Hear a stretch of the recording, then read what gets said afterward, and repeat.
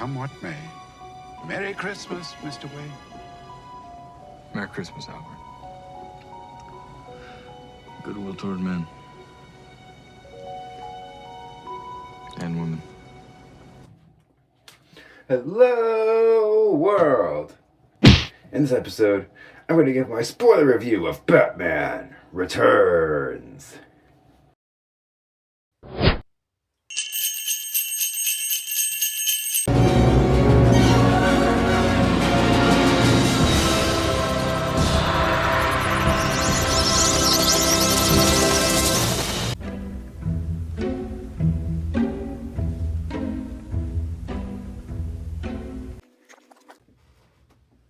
Oh, I'm so excited.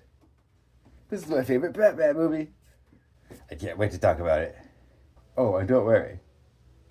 I have plenty of thoughts on why I think this is the Christmas movie. Disagree? Stay tuned to find out why. You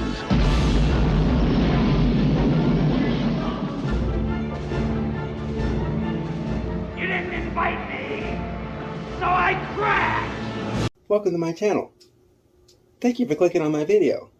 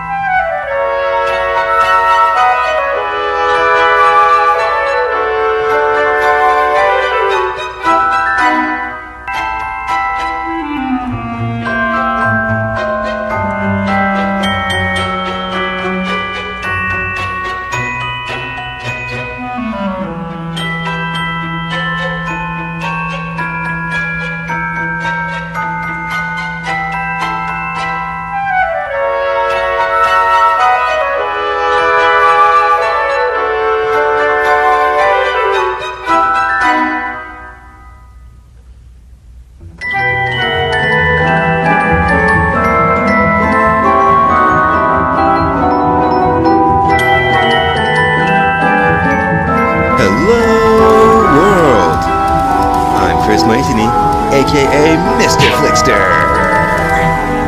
Mr. FLIXTER.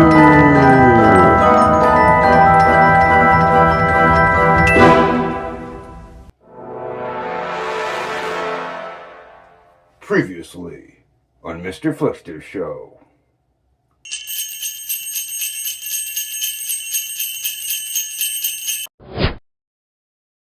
When I started my channel, I started doing the Batman movies in celebration of the Batman that came out in 2022. Then I went back in time to the 40s. And now I'm slowly working my way up to present day. So, I'm just finishing what I started when I began my channel in the first place.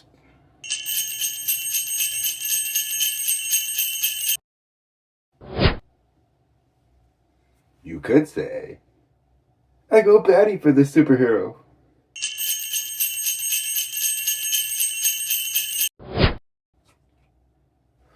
So, Batman Returns came out in 1992. After stopping the Joker, Bruce Wayne now faces the Penguin, a grotesque outcast supported by the Red Triangle Gang, and the power-hungry businessman Max Schreck. Meanwhile, Schreck's timid secretary, Selina Kyle, transforms into Catwoman, a fierce feline vigilante, complicating everything. 'Tis the season! And yes, this is a Christmas movie. If you want to have that debate with me, I think Penguin has something to say about that. You don't really think you'll win, do you? I gotta agree with Penguin on that one. Hello, Wild! It's Noah, film critic extraordinaire! If you ask me, that Penguin is one rotten egg. I can take him, though. Whammy at him! Whammy at him! Yeah. It was made on a budget of $80 million. And it earned $266 million worldwide. Daniel Waters' script wastes no time going into dark territory. It opens with two wealthy parents abandoning their deformed infant into the Gotham sewers. A scene that's played off as comical, horrifying, and surreal all at once. Paul Rubens and Diane Salinger star as Penguin's parents. It's a great touch. Smartly, the movie never reveals what the baby's face looks like. We don't see the baby at all. Some things are better left to the imagination. It might sound terrible, and I might be an awful person because of it, but the cat scene always makes me laugh because of how the over-the-top situation is compared to the mundane reactions of the parents. Some people might not find it funny though, so consider yourself warned, because the cat doesn't make it. Well. Hello, world. This is Ursula. Why does the dog live and the cat does not? Cats' lives matter. I shall have my vengeance. Ho ho ho.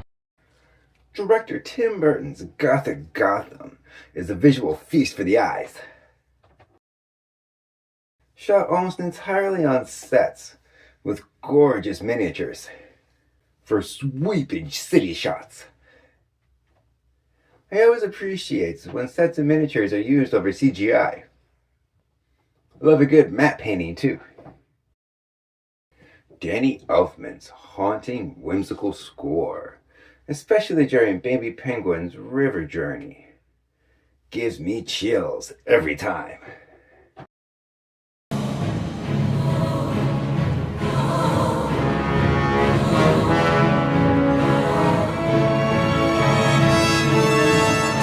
Did you notice the little rubber ducky in the cage?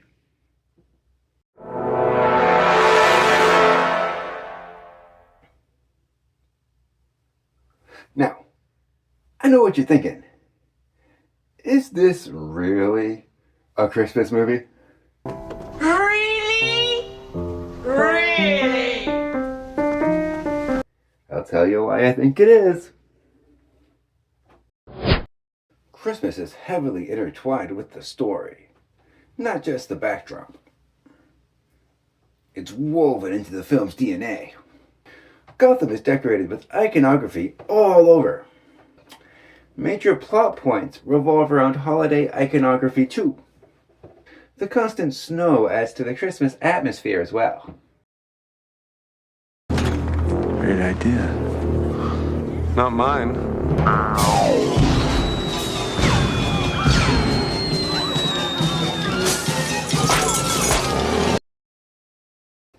Elfman's score genuinely sounds like a dark fairy tale Christmas album. Burton's vision leans into themes of isolation, longing, and the struggle to find connection during the holidays. Hey, you know what? The story of Batman Returns resembles a Christmas Carol. Shrek is Scrooge, Penguin is past, Catwoman is present, and Batman is future. It's self-explanatory. Meow. Christopher Walken plays Max Schreck, which is also the name of the actor who played the original Nosferatu. Walken is perfectly cast as the outlandishly fiendish boss, drunk on power. His performance is maniacally done, in a way that only he can do. This is Walken at his best. Charming, menacing, and comedic. All at once. Power surplus, Bruce. Shame on you. No such thing. One can never have too much power. If my life has a meaning, that's the meaning. He's basically a capitalist anti-Santa Claus, distributing corruption instead of gifts.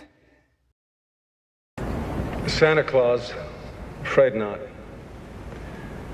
I'm just a poor schmo. Got lucky. And sue me if I want to give some back. Danny DeVito plays the Penguin. Why is there always someone who brings eggs and tomatoes to a speech? Who serves as a Grinch-style character, who lives alone with his pets, has a bitterness towards society due to rejection, and plans to ruin Christmas for the masses. I wish I could hand out world peace and unconditional love, wrapped in a big bow. Oh, but you can't. Oh, but you will. Shrek is about to give his speech during the lighting of the Christmas tree, when an oversized Christmas present, hiding the Red Triangle Circus Gang, burst open during the proceedings to attack City Hall and the nearby crowd. The scene still unsettles me to this day. It's one of the primary reasons why I'm scared of clowns today, too. You can blame the whole movie for that, actually. I love Danny DeVito's line delivery when he says this. Oh, but you can't. Oh, but you will. I believe the word you're looking for is... What is that supposed to hypnotize me? No, just give you a splitting headache. Could be worse. My nose could be gushing blood. So, Mr. Penguin, A penguin is a bird that cannot fly. I am a man. Great speech, Oswald. My name is not Oswald. It's Penguin. I am not a human being. I am an animal. Cold-blooded. The hideously grotesque practical effects makeup for the Penguin is outstanding. Fun fact, they were done by Stan Winston's studio. And I know this version is nothing like anything in the comics, or the TV show for that matter, from the 60s, but I kind of like the subversion. It fits with Tim Burton's style, too. I do have issues with it, but I'll get to that. Doug Jones has a fun, blinky-you'll-miss-it role, appearing as Thin Clown. Great speech, Oswald. Michael Gough. He plays Alfred Pennyworth. He's shown out and about with other Gothamers, doing Christmas shopping. Side note, in my opinion, Go is the best Alfred, Michael Keaton is the best Batman, and DeVito is the best Penguin. There's no debate. I love that scene of Keaton standing stoically as the bat signal illuminates him. Now that's iconic. The Batmobile, racing through Gotham's chaos, with Elfman blending circus music and the Batman theme, gives off immense Burton energy. I love the long one take of Gotham's Zoo, leading up to the big reveal of Penguin's secret lair. Did you notice the duck cars used as air trolleys everywhere? This explains where the Penguin got his. This is the scene where Penguin blackmails Shrek, offering to give him a hand. I have questions about this scene. How did the Penguin learn how to read? Did the penguins raise him, or did the circus? Same goes with him learning how to write and talk. Did the penguins raise him, or did the circus? How does Penguin know whose hand that one belongs to? And if he's been living off raw fish for 33 years, how did he get so fat? To be clear, I'm not fat shaming, I'm just curious. How's this possible? Michelle Pfeiffer plays Selena Kyle, aka Catwoman. I am Catwoman. Hear me roar. Shrek killing Selena is less about realism and more about Burton's twisted holiday miracle. I mean, it's not like you can just kill me. Actually, it's a lot like that. I love the dark humor before he pushes her out the window, too. Huh? Huh? You know, for a second there, you really frightened me. This scene is bizarre, dark, and completely Burton. Pfeiffer's descent into Catwoman is mesmerizing. The apartment transformation, and her sewing her suit, are all brilliantly shot and edited. They also have their own way to explain away the 9 lives aspect, but I like my explanation more. It's a dark, twisted Burton holiday miracle. Pfeiffer's whip work is incredible. I love how she practices using the whip on the mannequins before using it on the security guards. Fun fact. Pfeiffer actually trained how to use a whip to film those scenes. She did it all in one take. Reportedly. Catwoman vandalizes the department store with rebellious glee. I've always wondered, was she the one doing those backflips? Pfeiffer, that is? Or was it a stunt double? Either way, that's impressive gymnastics. I just love a big, strong man who's not afraid to show it with someone half his size. I also appreciate how Catwoman condemns the man about to assault a woman in the alley, before chastising the woman for being a defenseless damsel in distress, who is quote-unquote waiting around for Batman. You make it so easy, don't you? Always waiting for some Batman to save you. That's a bold statement to make. Pfeiffer's performance is mesmerizing. She's so believable as the bumbly, shy receptionist who's a tortured soul descending into darkness. Catch me if you can. Ho ho ho. Well. Obviously, Catwoman is my idol. I just think they should have made her a Catburglar. It makes sense, no? Ho ho ho. Side note. Leave comments below if you missed when superheroes and supervillains made their suits in the movie. Like when they had a whole scene around it. Because I miss it too. I love how each of the main characters has their own musical cues too. This one's Penguins.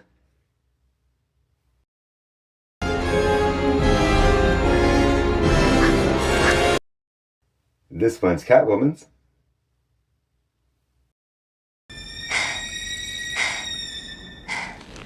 Meow. And this one's Batman's.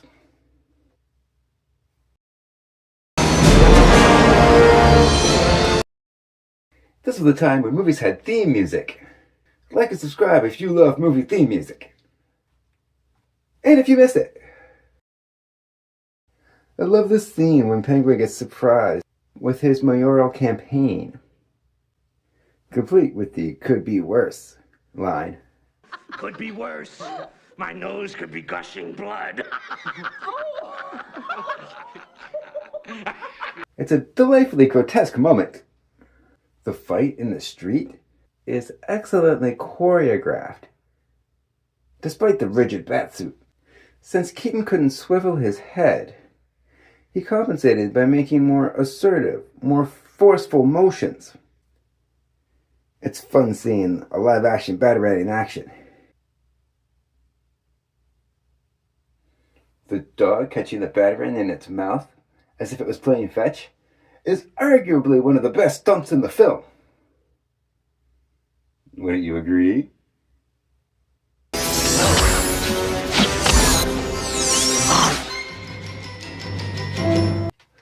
I love how it's edited with cuts of Batman taking down random bad guys one by one.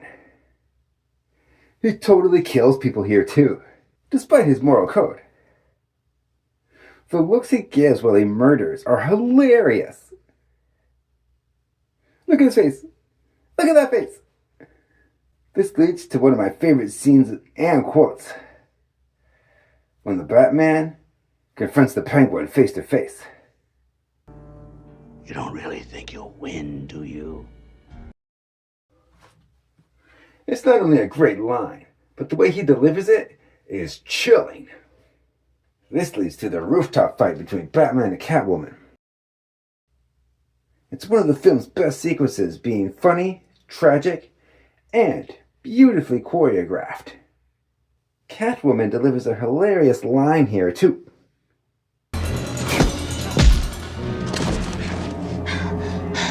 How could you? I'm a woman. I'm sorry, That's such a Catwoman thing to say. Like, it's so Catwoman.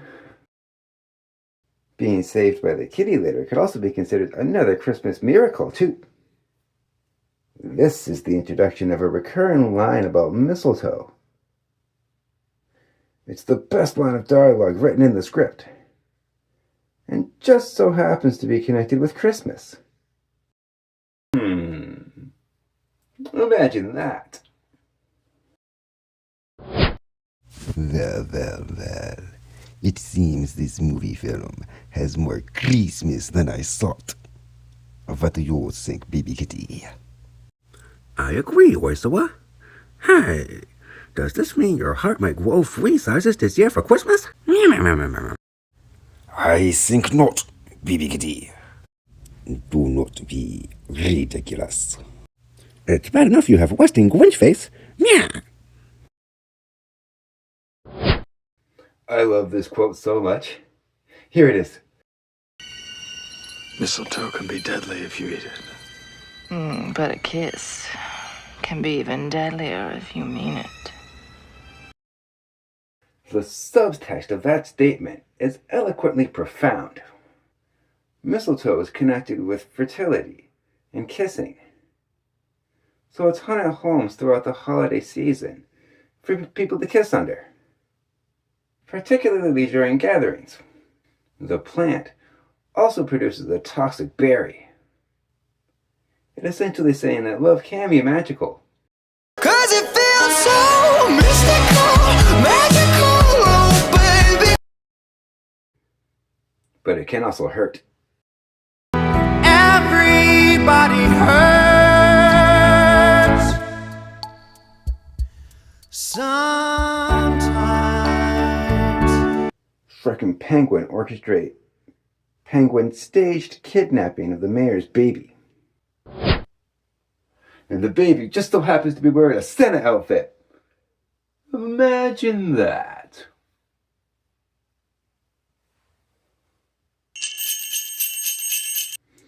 showing off impressive gymnastics. Although, wouldn't doing all those flips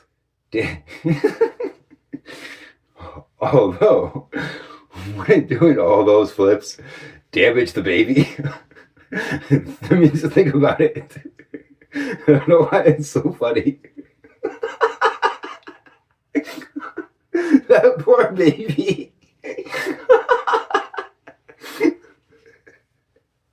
Why is it so funny?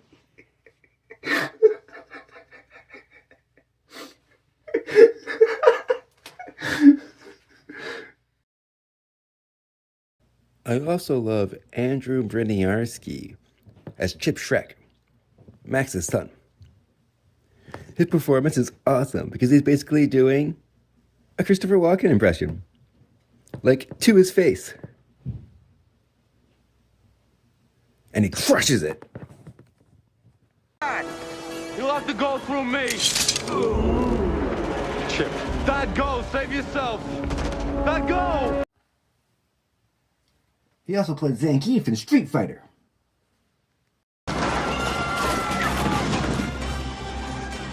Quick! Change the channel! Meanwhile, Selena and Bruce's fireplace scene on the couch is beautifully intimate. The way it's lit and shot. The acting between them is incredible too. They have so much chemistry. Well, was Vicky right about your difficulty with duality? If I say yes, then you're going to think of me as a Norman Bates, Ted Bundy type, and you can feel it with every line of dialogue. And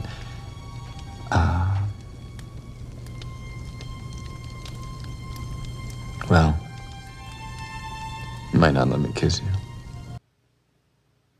They want to get close to each other, but they both know they can't.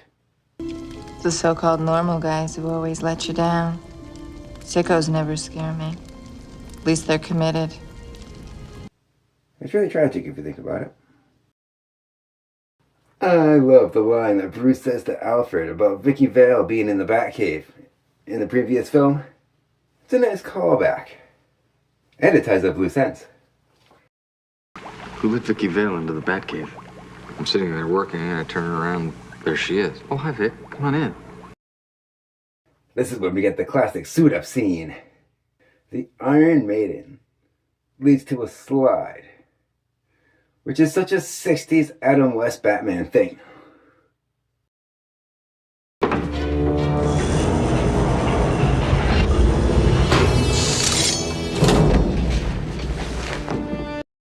That's not that far off from fire poles. We're lifting up the bust to push the button. The bat poles. Excuse me. The same goes with the button in the fish tank thing, too.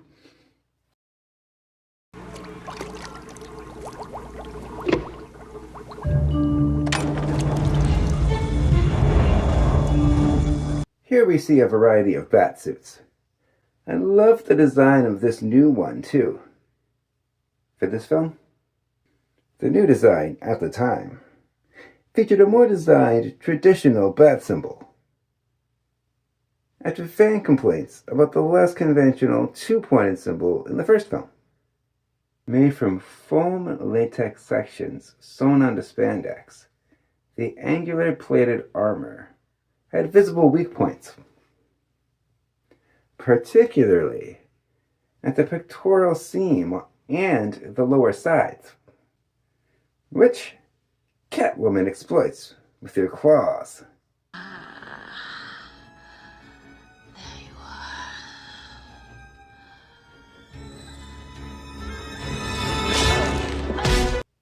For this film, Burton wanted the suit to look less like a quote-unquote muscle suit and look more like actual battle armor, with industrial seam lines rather than hidden joints. The exaggerated muscle contouring of the previous suit was removed. It was constructed from a foam rubber over a neoprene bodysuit, which was a change from the thicker latex of the '89 suit. This gave Keaton more breathing room and greater flexibility. Due to a serious case of claustrophobia in the first film suit, Keaton requested one major functional change for the sequel. And can you guess what that was, my friends? A zipper for his pants. No joke. The utility belt was more streamlined and included an updated battery with an LCD screen, chemical capsules full of things like napalm, knockout gas, explosives, as one does, and a signal jammer. The boots were manufactured by Nike again, this time based off the popular Air Jordan 6 sneakers of the time. The main designer for the iconic Batman Returns batsuit was Bob Ringwood. He was the lead costume designer for both Batman '89 and Returns. Jose Fernandez and Steve Wan sculpted the suit to achieve a more mechanical, plated look. Mary Voigt worked alongside Ringwood, notably on Catwoman's costume. Paul Barrett Brown helped create the capes and belts. Eventually, Catwoman teams up with Penguin to tarnish Batman's reputation. It's well documented Michelle Pfeiffer put a real bird in her mouth during the scene. Ugh. The film's Christmas festivities continue with Gotham City's tree lighting ceremony, where Gotham's beauty queen-elect, only known as the Ice Princess, played by Christy Conway, lights the tree wearing a sequenced bodice that exudes the Christmas spirit. This scene has a great shot of her falling into a Christmas tree full of bats. The ill-fated ceremony later ends with Batman soaring past a Christmas tree, surrounded by flying bats. What imaginative imagery. But if you think about it, Batman's really got to learn how to read the room. Maybe, perhaps, if you're trying to assuage people from thinking that you're a killer, you shouldn't fly menacingly over them while making your escape. Just a thought, Batman. Just a thought. I love when the Penguin uses the Batmobile as a remote control car. It's well shot and edited, full of fabulous set pieces. And it's as humorous as it is horrifying. Also, you gotta love how Batman just punches through the bottom of his bulletproof car. I said it before and I'll say it again. This is easily my favorite Batmobile too. There's no debate. Penguin's is a close second though.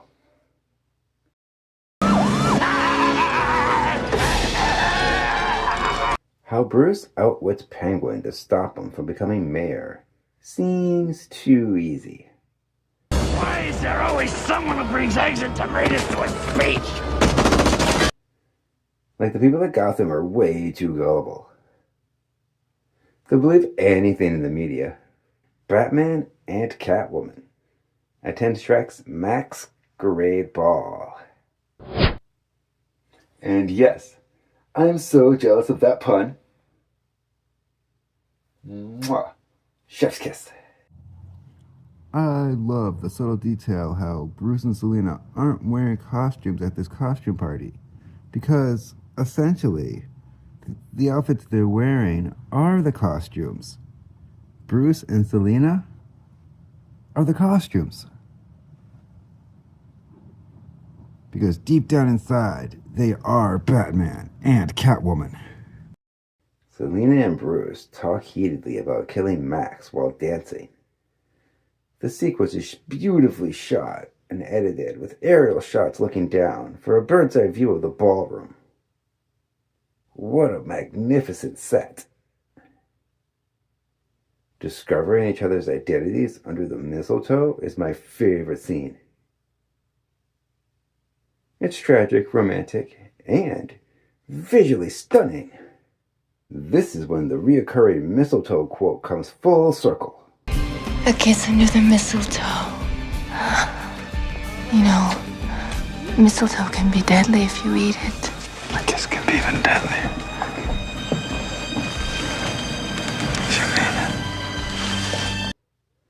The Christmas theme motif is intended to represent the couple's ongoing relationship development and mutual understanding. They were alone because they both thought no one understood them until they met one another. Now, conflicting feelings have reached a critical point where a decision must be taken. It implies that tensions have been building, and a resolution is becoming unavoidable.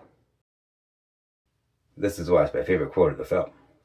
So, meanwhile, Penguin sets forth his master plan of killing all the firstborn sons of Gotham in retaliation for rejection by society. Talk about dark, eh? The Batboat sequence is fun, and the radar with the penguin icons cracks me up. Who programmed that anyways? Admittedly, the Batboat isn't as cool as the Batplane. But hey, they can't just repeat themselves, so I appreciate that they went in a different direction. I love the combination of using real and animatronic penguins. Stan Winston worked on the practical effects, so you can thank him for how good it looks. The finale ties everything together cleverly.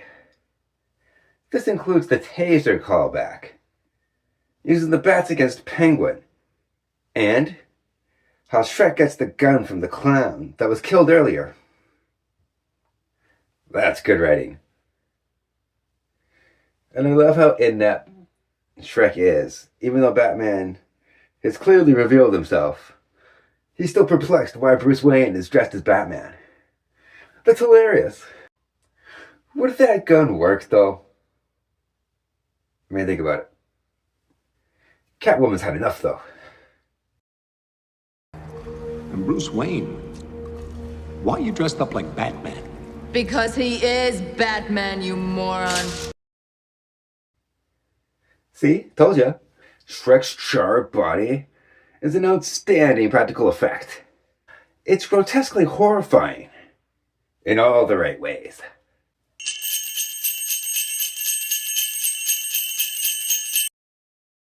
The penguins solemnly carrying Penguin to the water is poignantly staged. It's tragic, because he's a monster shaped by a world that never gave him a chance. I feel bad for Penguin because he's a product of his environment. He lashed out because he was shunned by society. He didn't ask for any of this. He just wanted to be accepted. The last line of the movie sums up the film perfectly. Catwoman rising into the frame for the final shot is iconic.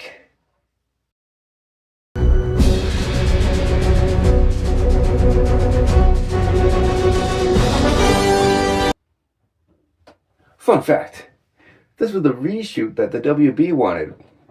However, Pfeiffer wasn't available. So, that's not her in the final shot. It's her stunt double. That's why it doesn't show her face.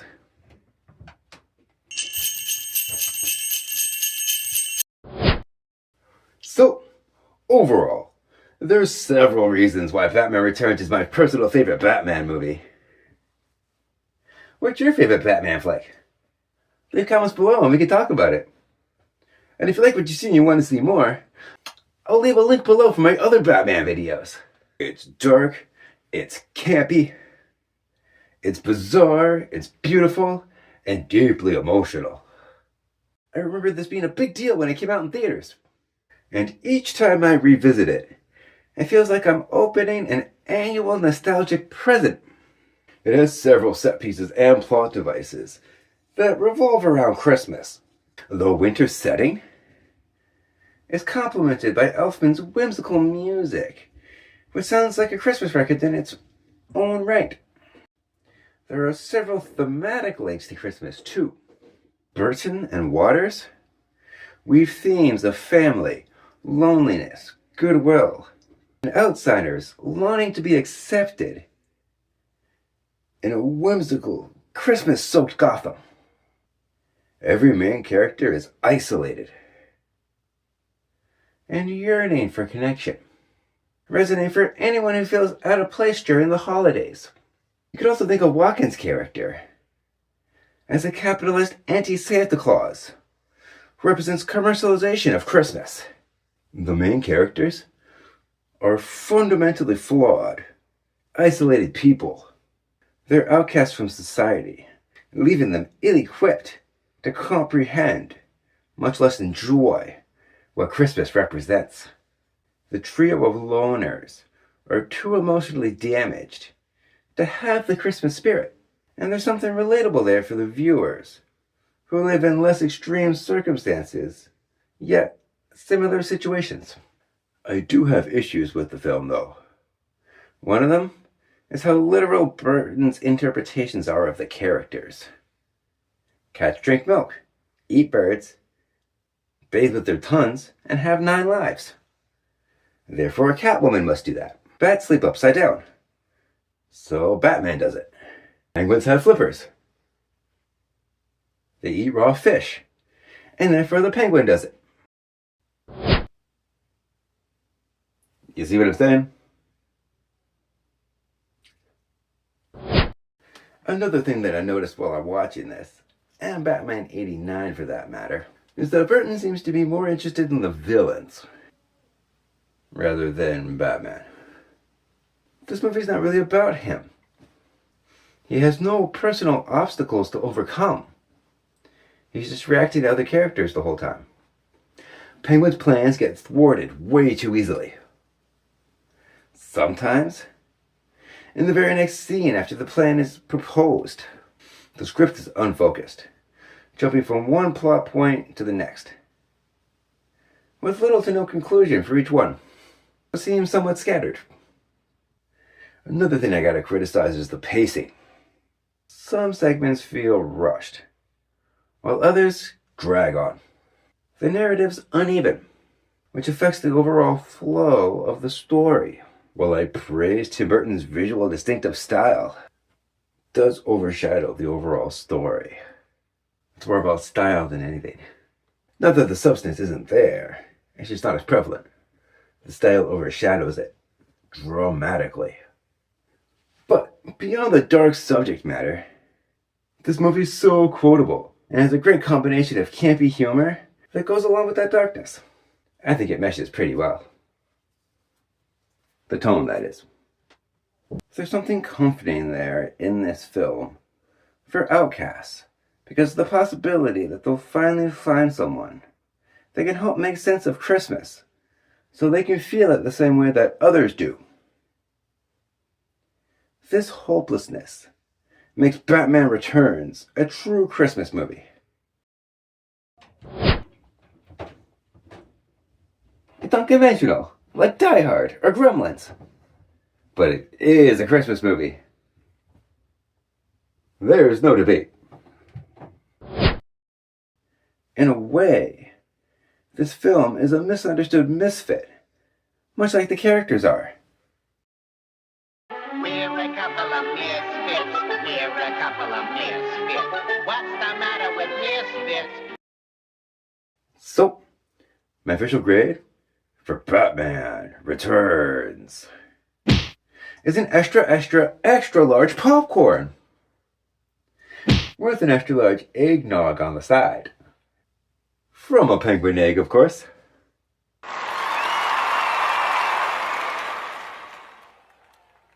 What do you think of Batman Returns? Comment below and we can talk about it. Is this your favorite Batman movie? What point of reference do you have for Batman? Is this your first time seeing this movie? What'd you think of it? If you grew up in the 90s too, what did you think of it? I also had the Cards growing up. Thank you for watching. I hope you enjoyed this video. Merry Christmas! Thank you for watching the Season 4 finale. Hey, Oyster, why did Catwoman cross the road?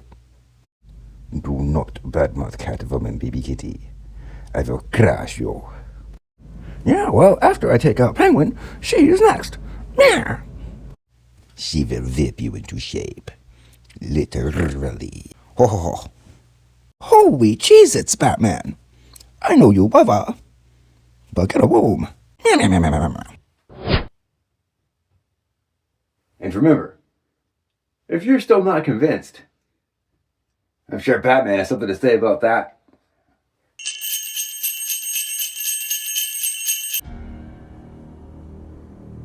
Things change.